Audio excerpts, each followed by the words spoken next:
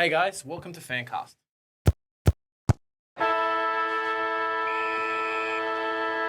Today we've got a bit of a different one. Some new faces, some old faces, and some faces you've never seen before. We have Luke. How you doing, Luke? Good, mate. Yeah? Good to be back. I haven't recorded for a while, so it's good to be back with the crew and back with the new crew as well. So it's going to be interesting. Yeah. Welcome, Damo. Thanks for coming on. G'day, thank you. Thanks for having us. Always wanted to come in here. The invitation was extended, and I couldn't pass it up. So absolutely keen to come on and have a chat with you boys. Yeah. And Liam, how you doing, mate? Yeah, not bad, thanks. Good to chat some footy. It's a bit different here. No holds barred talk. We can just say whatever we want to say. Hopefully we don't get demonetized, but we'll see how it goes. And it's really interesting today because I think we haven't really had that much of a mix of teams doing well and teams doing not so well. So obviously North Melbourne for me, but a few weeks ago Carlton weren't great and you guys have been on fire. And then it's the opposite for St Kilda. We're really good and then now we're kind of struggling. He's Dons. Yeah. Thankfully he's Dons. So there you go. I think it's the white. I think it is It's the the white. white. Yeah, I thought feels like St Kilda. I mean, these guys are on the bottom as well. If Joe was here, he'd say the same thing. So, yeah. I guess we kind of get started a little bit. We'll have some topics today talking about a bit of the ladder, talking about kind of different thoughts with teams, and then kind of moving into finals as well. One for you, Luke. Yeah, go ahead, man. Do we need to be worried about Collingwood? Nah, next question. Let's go. All right. Let's go. Nah, look, for the last, rounds 1 to 10 or probably before that mid-season break, we were on fire, obviously. Not to say that we're not on fire now. First on the ladder, 2 games clear and, at least 15, 20% percentage points on top. But, the last 6 weeks has really dropped off. There's been a bit of a decline. We've got to improve our ground ball gets, stoppages, clearances, goals from stoppages. We were number 1 for so long, the first 10 rounds, and now, we're down into the into the bottom 4. And then, we came up against Carlton, who were just a hunter. They needed this win against, not only against their arch rivals after, what we did to them last year, but you guys just have been on fire. I think it was 5 games in a row before that game. That was your 6th win. They, I said on Twitter that they pipped us at the right time, and I got a bit of hate for that because it's like, but it's like they really did. Like, that's not taking away any credit from them because they played just that hunger that the Blues played with was something that I hadn't seen from a Blues side for so long. And it's a good time to be a Carlton supporter, but we were just down and going up against Adelaide the week before, in the rain, heavy ball. We were down by, I think it was 17 points or 3 goals going into the 4th quarter to win how we did. There was a bit of fatigue in the legs, I guess. Bit of a downer, but that Carlton game, we lost, but I think it's a good loss to have because it just definitely fired me up, and I'm sure it fired all 23 of the boys up as well. I tell you what, Mason Cox was not happy. No. There's footage of him. He's just he's sulking more than Maurice Rioli. Yeah, look, but football is a game of it's a game of stats, really. Like, if you're a forward, as Cox sort of is, if you're not taking marks and if you're not kicking goals, what the hell are you doing? You have to, and you hate it. You have to make these calls though, just like Melbourne have done to Grundy. He's a big name player, $1 million contract or whatever the hell he's on, and he's just not playing because they just don't need him. You can't pick your favourites. And the 2010 grand final, we had to drop Lockyer, Aubrey, Leon Davis didn't play the second grand final. You're not going to win. You're not going to win premierships if you want to be chummy with everyone. It's coming to the pointy end of the season, and unfortunately, Cox is not. He's not going too well, and rightfully so, he's been dropped. So we'll see how Ash Johnson goes this week. I guess, Liam, are you a little bit worried about the Pies? Kind of they're going really well. Do you think they're kind of are going to keep the way they're going, or am I worried as a Dons fan? Yeah, I mean, just going well. I have to say, I was actually at the game with Damon last week, and I sat there in absolute silence because both ways it was shit for me. Yeah, I didn't want either team to win. But looking at it, I thought Collingwood looked down. They did. Yeah. It felt like an uncharacteristic game. So I don't think there's cause for concern necessarily. Yeah. I think that, as you said, I feel like it's the game that you need to lose. Yeah, 100%. Happens every year. Essendon 2000. It does. They needed to lose against the Bulldogs. They didn't. It was going to be a loss. Yeah, I don't think there's ever been the team that goes on to win the premiership has had like a flawless season. Like it never happens. And I think you need that reality check. Like Melbourne was the same thing as well. Like people were doubting them. Are they getting, are they going to get done when it actually matters? And then they actually turned it on and, smashed the Dogs. And, I think the same thing can happen with the Pies as well. You kind of need that. You can't be, otherwise you might be too complacent. So it's probably a good time for it to happen.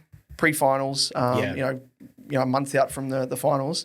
Good thing to happen across the board. I think all the players can then reassess where they're at and what's happening, what's not working, who's best 22 first and foremost. Like, you kind of find out these answers when it matters. Yeah, and cause for concern if we get done by Hawthorn, that's when you go, hang on a second. Yeah. Let's, even though we'll still be first, we'll still be a game clear, it's just like, hang on a second.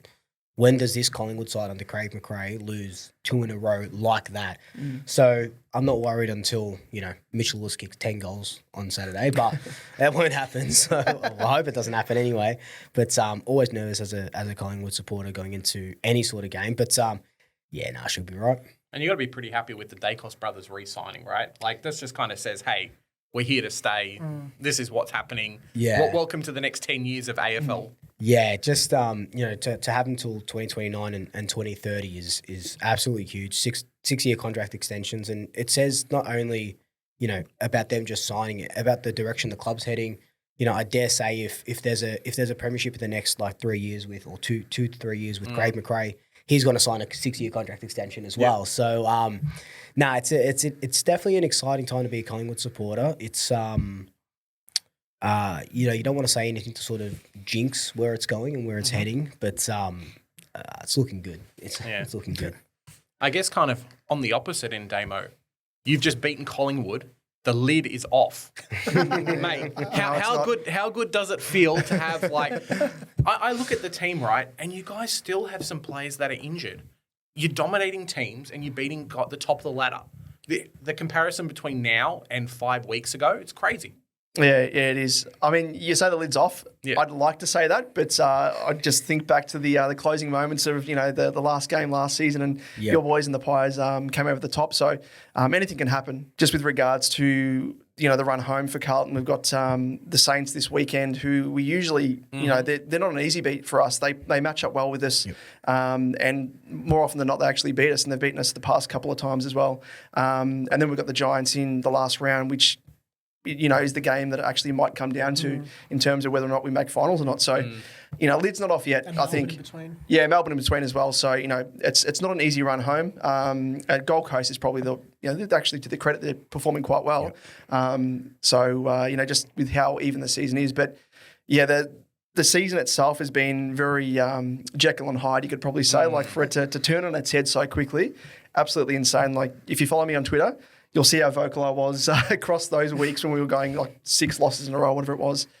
And it was due to the game plan. Like, we've had the building blocks there. We've got Charles up forward. We've got Harry Mackay. The spine, Wiedering, Kemp has actually stepped up to play a key position post.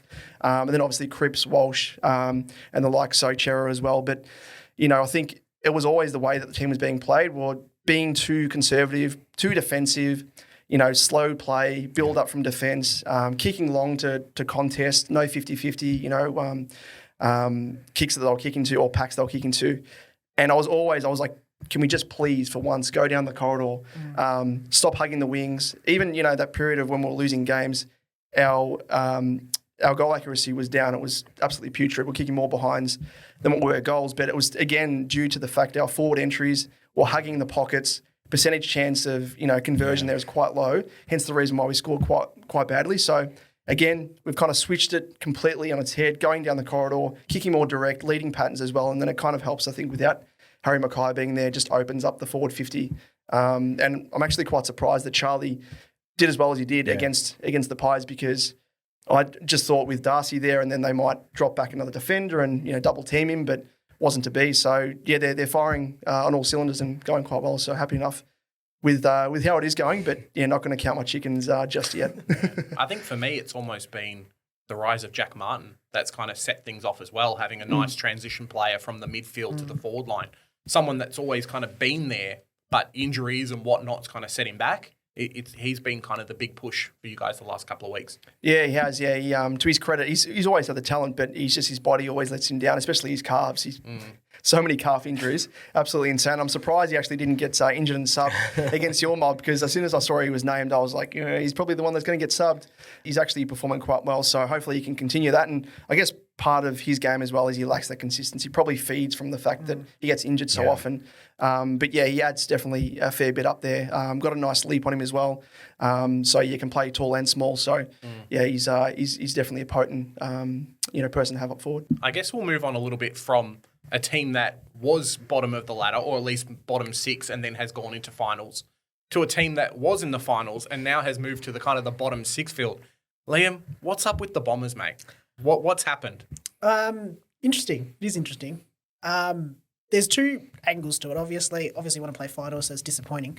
But if you'd asked me at the start of the year where I thought we were, or if I was at the bye thinking we were in 5th or close to 5th after the bye, I'd have been like, you're joking. Yeah. To have been within a couple of goals of Collingwood on Anzac Day. Again, I think after that game, I walked out and I was like, if you would told me that this was the losing margin, I would have been happy. So I think there's disappointment, obviously. It's a youngish side. But I think there's been a change in the game plan since the bye. They've sort of shifted their defence and trying to play a front half game. I don't think it's working as well, but I think that's also what needs to happen. They need to play that front half game. So I think this year was never going to be our year. And I think there's a lot of, I've said this on the last podcast as well, there's a lot of Essendon Twitter going off. Yeah. And I think people need to probably pull their expectations in.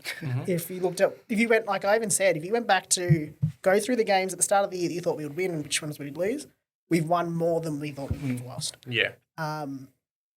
And the ones we thought we'd lose, we lost. So I don't think there's any real cause for concern. I think it's really what we're building is where we're trying to go to. But that's the thing with expectations. Goalposts change, man. Like, yeah, no, I do agree with that. And you see it with Carlton as well. Like, Twitter's just a crazy place just in general. But 7 weeks ago, the goalposts were get Voss out of the club, and now it's like sign him up. And same with Hinkley too. Ken and just sort of everyone, like Essendon as well. It's like when you, like, even North Melbourne to a certain extent, they won their first 3 games, right? First two. Whatever it was. And then you go, okay, well, they're on a good run here. Maybe they can, finish, top of the, or like middle of the table sort of thing. And then you set those expectations and then you drop down, you're like, nah, but we would, and then it's hard. It's a roller. Like, this season is just such a roller coaster. It's crazy. I'm not having a go at anyone. Having those expectations. Yeah. Oh no, 100%. Yeah. But I think it's a little bit over the top in a sense. It is. It's always is. And it always is. Twitter. It's Twitter. Yeah, exactly. Always inflated. But I think as well, like, things are never as good or as bad as they seem, and I think that's what we always have to remember. Especially as an Essendon fan. Yeah, it's always at the moment, isn't it? Like, in that point in time, you're just so critical of it. It should be going quite better. Like, using Carlton as an example, like, classic. And I was quite vocal, like, just with the way that the team was being played. I wasn't happy with Voss. Yeah. I'm still not happy with him. The fact that he's taken so long to realise, wait, my job's on the line. I've actually got to change up the game plan. Mark Murphy went on radio as well and was talking about the changing game plan and so how it's so hard to adjust to a new style of game.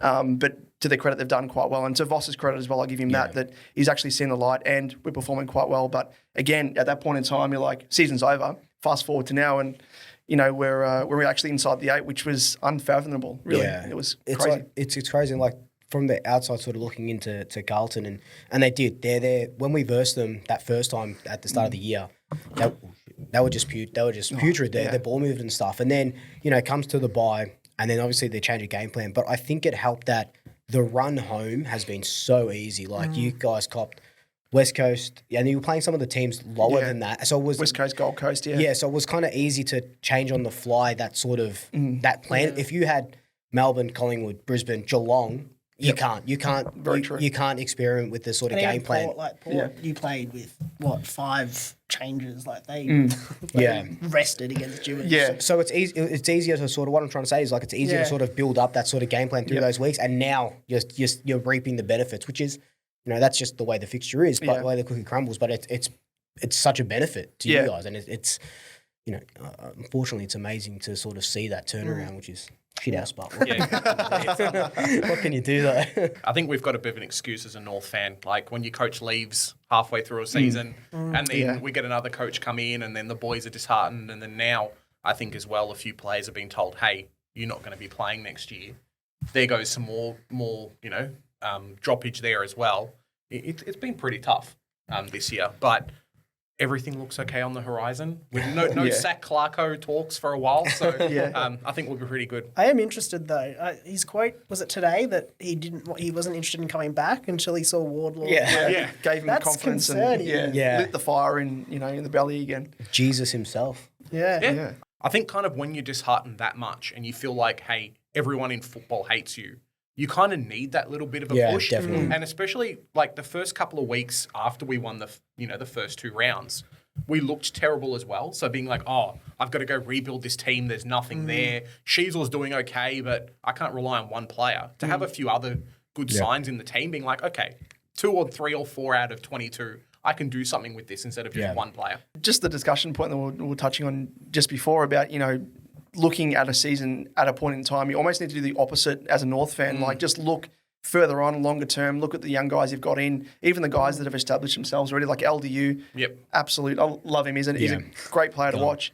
Absolute gun. But, guys like that, which it shows that those guys can perform at the moment and at least provide a bit of hope that you can win games whilst developing these younger guys like Sheasel and Wardlaw and whatnot. So, there's good enough signs there. And take it from a Carlton supporter that was going to games back at Optus Oval, as it was called, sitting in the Gardner stand and watching us get pummeled week after week. And we still turned up and supported. But, you just got to look sort of, as you said, beyond the horizon and see what's presenting itself. I can't wait for team changes not to happen in October. Like you start the season 3 or 4 weeks in October, things are going to happen. During the season, improvements, actually playing finals in September is going to be great for us. Moving on to a team that's looking like they are going to play finals in September, similar to a Carlton, is GWS. Mate, if I had come into the season and said, you've basically lost 2 of your almost best players, and in the last 3 or 4 years, you've lost more and more of those really high top-tier players. Jeremy Cameron left a few years ago, looking at Taranto and Hopper this year. GWS were not in the top 8 for me in my prediction. No, well, they were the media had them finishing bottom 4, bottom 6. Yeah, as well, I did as well. Yeah, but they are. I think they're on the same win streak as Carlton, 6 or 7 or something like that. They've really, really turned their season around. I still think the Giants are a bit of a plastic club, but I like what they're doing. I like Kingsley. I like their players. Himmelberg. Signing up for 6 years or whatever it was is absolutely huge for them. Like you said, they've lost Hopper, they've lost Taranto, and Tanner Bruin, a bunch of other kids, and kind of like the Gold Coast as well. But having Himmelberg, who would have had $1 million offers from every single other club because he's such a gem of a player, can play back, can play forward. Just says so much. Toby Green leading from the front. Cogs is having such a good year as well. They deserve to play finals again. I think they're flying. Does Kingsley win Coach of the Year if they make finals this year? I think so, 100%. Yeah. Bit crazy, man. Jesse Hogan's in that forward line. He's forgotten man.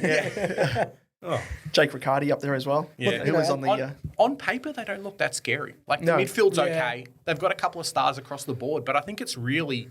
the team's finally gelled. They're the epitome of a team that...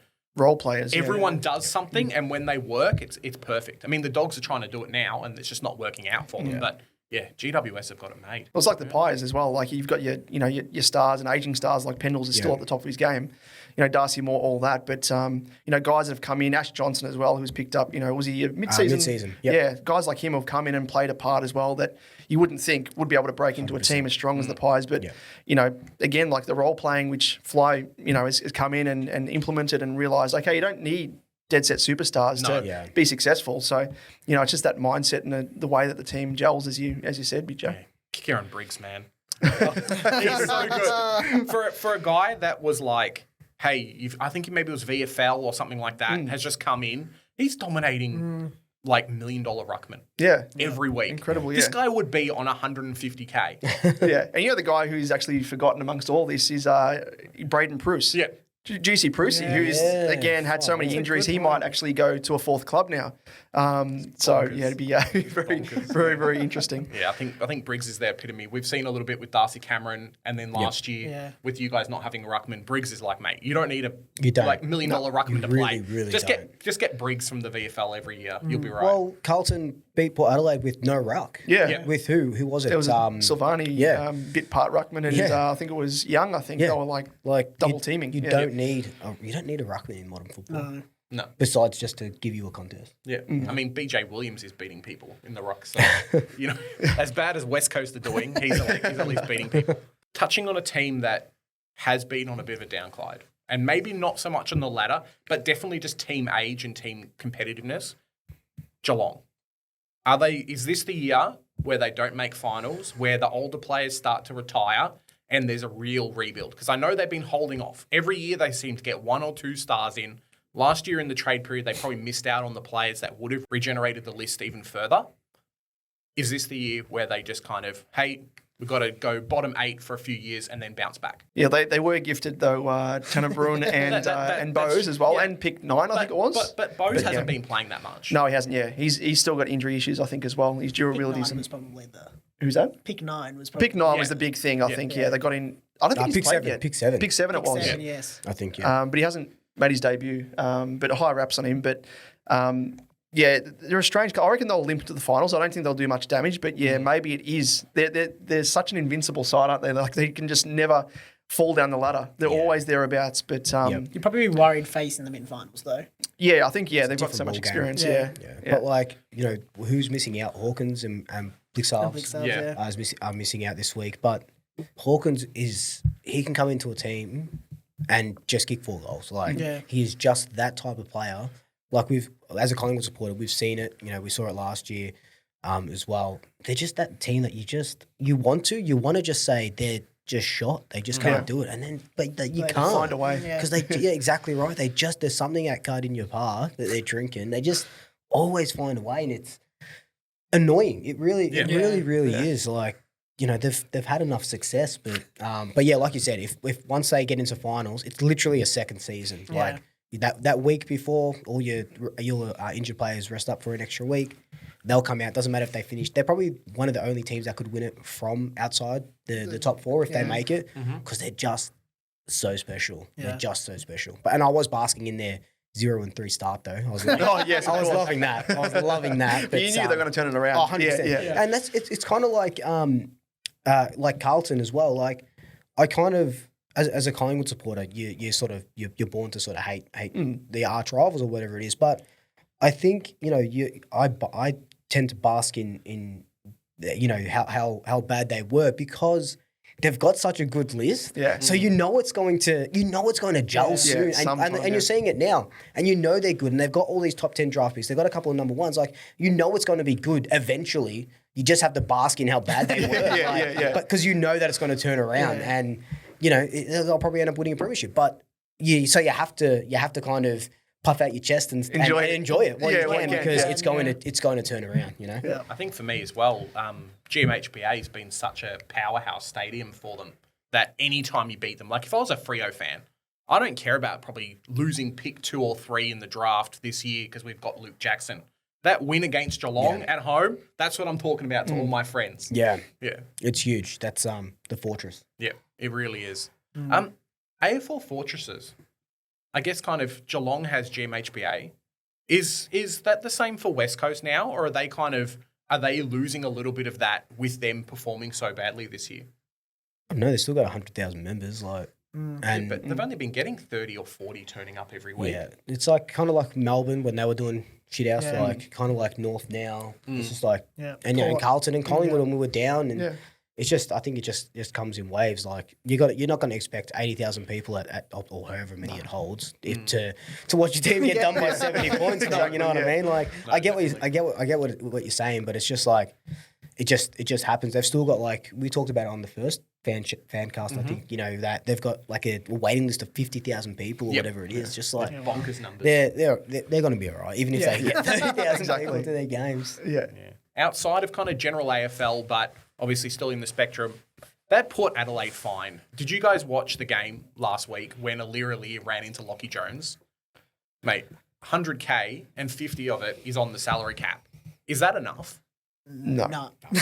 No? Ridiculous. No. I tweeted about it. The one thing that really puts it into perspective is, like, you know, across the journey, we've had salary cap breaches. So many clubs have done it. Then we've had, obviously, the tanking saga with Melbourne. Yeah. Most recently. What tanking? Yeah, what tanking? Yet they actually got found guilty. Yeah. But again, Asada, all that sort of stuff, you know it well. But anyway, with Melbourne, they were fined $500,000.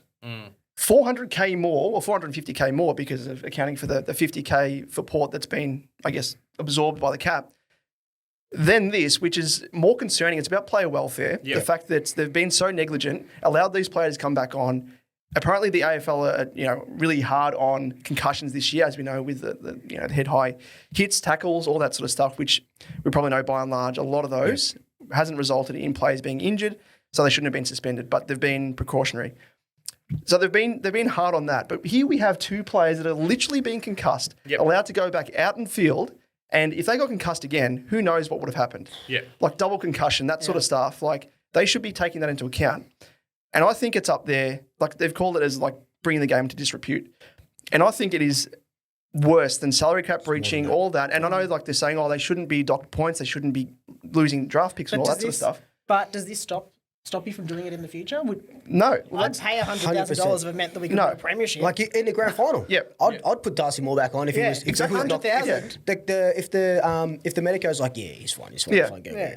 Done. See you later, mate. Win us that premiership, and then we'll deal with the consequences later. Well, I was saying, like, they shouldn't have been stripped of draft picks or docked of points because they didn't get an advantage. Well, they did, because they didn't lose a rotation off the bench by having a player concussed. Could have lost by more. Could have lost more percentage. Exactly right. Or potentially two players. They could have had an injury sub already, and then that happened, and had two guys left on the bench. But even more concerning is the fact that this isn't an isolated incident with Port. No. They've done it numerous times.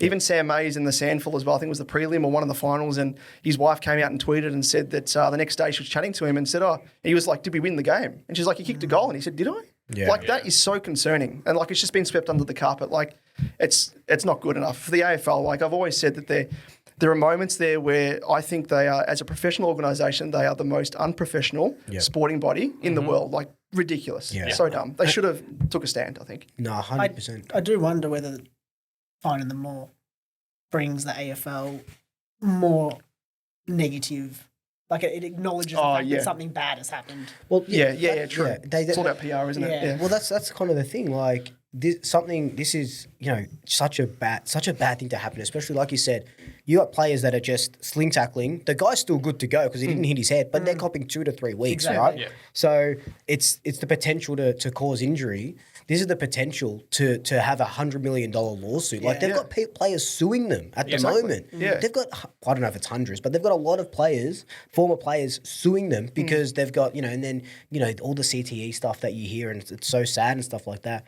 This is not only, it's not only a bad look for Port, but it is such a bad look for the AFL's lawsuits. Yeah. Exactly right. Like, and even for the next generation as well, like, parents, I haven't got any kids myself, but like, parents, I'm sure would be looking at that. Like, I don't want my kid to play Oz kick, because if that leads to that, maybe I'll push him towards soccer. Maybe I'll push him towards cricket, because it's non-contact. What happens a few years down the track? Correct me if I'm wrong, right? But Hinkley came out and said, no, they're okay. The coach, the medical doctor said they're fine.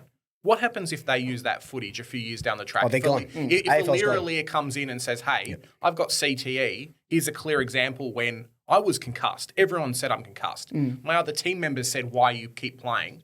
But the coach wants the win, and then that's it. Going back to fines, I would be okay if they had come out and said, we're going to dock you a few points, take away a couple of wins, because it wouldn't affect them too much on the ladder, just for how far ahead they are. But at least it's something symbolic and dangerous, and said, hey, if you're competing for finals and you do this, you're not going to make finals. Yeah.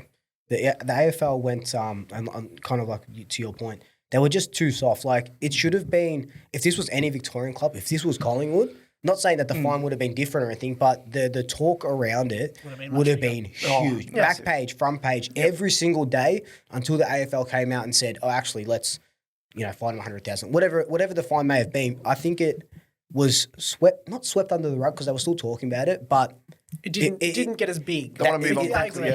yeah. They're like, 100,000 done. See you later. Yeah. And Aliir, like, thankfully, they came out a couple of days later. It might have been the next day and said, "Nah, he can't play next week." Like, that was good. Yeah. But I don't think it got the attention big attention that it deserved. It's true, like, in terms of making examples of bigger clubs with, obviously draw more attention in the media and whatnot. Like, Carlton did the wrong thing, salary cap breach, Pies as well back in the day in the 90s or thereabouts, 80s. And same thing, like with Carlton, fined like 1.5 million or something ridiculous, lost draft picks, which was warranted. It is what it is. But again, made an example of, I think, in these situations, if it's a smaller club, the AFL thinks from a PR perspective, we can get away with this. Yeah. Just sweep it under the carpet. But yeah, if it's a big club, we've got to make an example. If this was North Melbourne that did that, Caro would be onto us. She would be talking about it for 4 weeks. The AFL wouldn't shut up about it. There'd be a new rule come out, and it'd be called the North Melbourne concussion rule. If you do this, you're getting no draft picks at the end of the it's kind of like when you mess up at work and you think, oh no, that'll be fine, and then the next day there's a company-wide email saying, oh, by the way, we shouldn't be doing this. Yeah, that's what it would be. Versus like, hey, forget about it. You're still going to get the bonus at the end of the year. Yeah. Nah, it's crazy. It's just crazy that they didn't do a test. Like, So dumb. he almost did the splits. Oh, that he just flopped like he was just. Like, he just tried had no out for bones in him. gymnastics. Yeah. You don't need to be like a clinical physician or a doctor like in I this watched space it on to my realise. phone. I was at the ground at Marvel watching it on my phone going, he's clearly out. Yeah, literally it was like Gumby. He was like all over the shop. And then Lockie Jones, he was like the Tin Man. Landed like this. Like, just insane. It was so obvious that both boys were Did concussed. not have the test. And they didn't have the test. Yeah. Just lucky they didn't get the stretcher out, because then they really couldn't talk about it anymore. Imagine coming off the stretcher, being like, oh, cool, you can play in the third quarter. That's all right, guys. I think Don't it's worry like about soccer it. in Europe. Get the magic spray out. You'll be right. And like Porter's still been quite Aliir. They've probably told him to shut up. Like they've probably told him you can't speak about this, which is fair enough because you can't go against your club and what the doc says. But it would be interesting in a few years. So I think this is a wait and see. In a few years I know the AFL's pretty touchy sometimes. I've caught times on media broadcasts where they'll have a doctor and they slip them a couple of Panadols like during a game, and then the next few weeks later you never see it. I wonder if something like this is going to be like that as well. Like, hey, hush, hush, this is just what's happened. Get over it. Talk about something else. Yeah, we'll see. Last week we talked about the All-Australian defenders.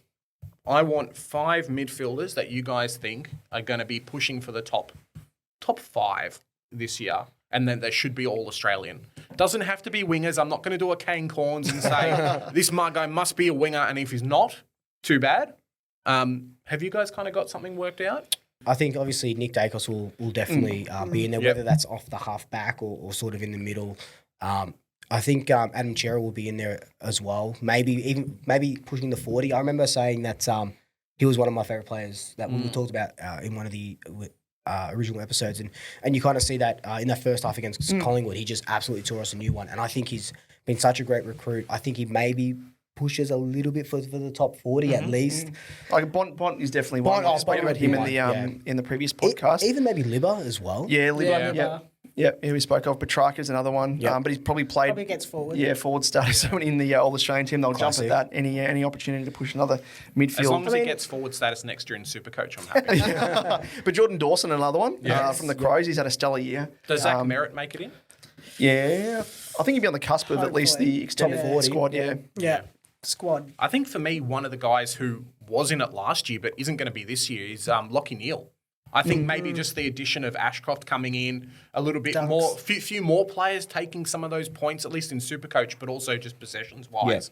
Yeah. He's one who's kind of Brownlow medalist that maybe won't be All-Australian this year. Yeah, maybe he's top 8, but not top 6. I don't think he gets the blazer, especially with like all these guys that we just talked about. Like there's so many, and there's just so many more. Like like Nick Dacos to probably most likely get a blazer. Yeah, it's just there's such a new generation. Second year player. Yeah, exactly. Yeah, and Taranto's probably another one as well. Like he's surpassed expectations. Like big raps on him, obviously coming to the Tigers, but he hasn't probably performed to expectations the past couple of weeks, but for the entire season, I think he's been pretty solid as well. So he could potentially push for a spot as well. My boy Cogs maybe as well. Cogs.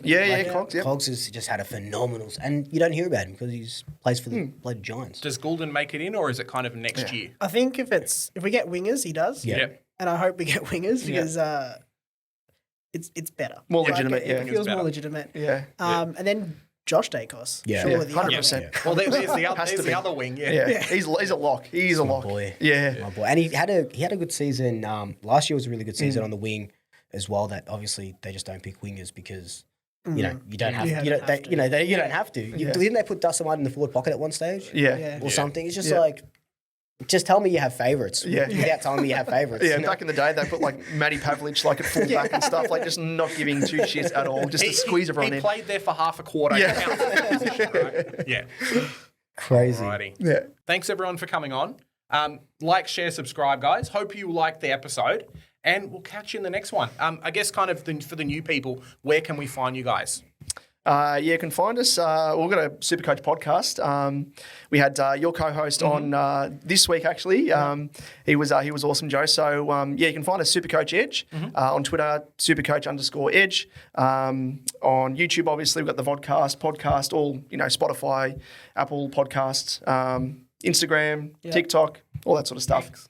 X, sorry, yeah, not Twitter, X. Yep. Yeah, we No more Twitter bird now. It's a bit crazy. Yeah, exactly. The big X, the big light up X. All right, guys. And remember, you can catch us in the next one. TikTok, Instagram, YouTube. Like, share, subscribe. We'll see you in the next one, guys. Bye. Bye.